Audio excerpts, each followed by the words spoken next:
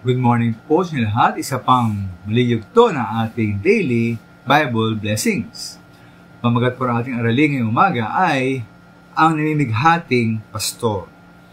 Ang namimighating pastor. Wala pong migo sa atin na ating pinuno o leader ay maging mahina, lalamya-lamya, makupad, o nakabuhay-buhay. Sa halip nais natin ang ating leader ay malakas, masigla, mabilis at buhay na buhay.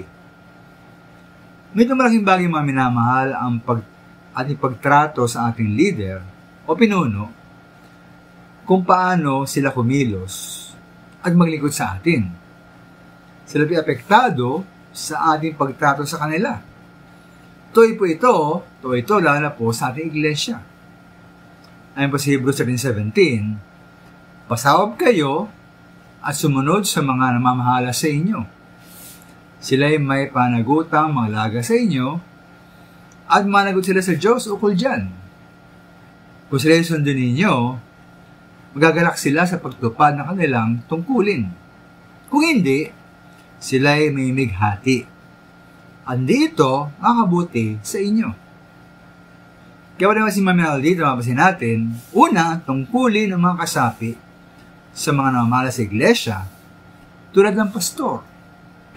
Ang mga kasapi ay dapat pasakop at sumunod sa pastor at mga leader. Ikalawa, ang kanilang pagsunod o hindi pagsunod ay may epekto sa kalidad ng paglilingkod ng pastor at mga leader. Kung masunurin ang mga miyembro, ikakagalak ng mga pastor o ng pastor at mga leader. Kung ang mga miyembro po hindi sumusunod, ang mga leader at pastor ay may mighati. Ito nga po hindi makabuti sa iglesia. Tunay po na nakapighati, nakalulungkot, nakapanghina kapag ang mga miyembro ng iglesia ay hindi nagpapasakop at hindi sumusunod sa mga leader, pinuno ng iglesia. Pwede po sa pastor.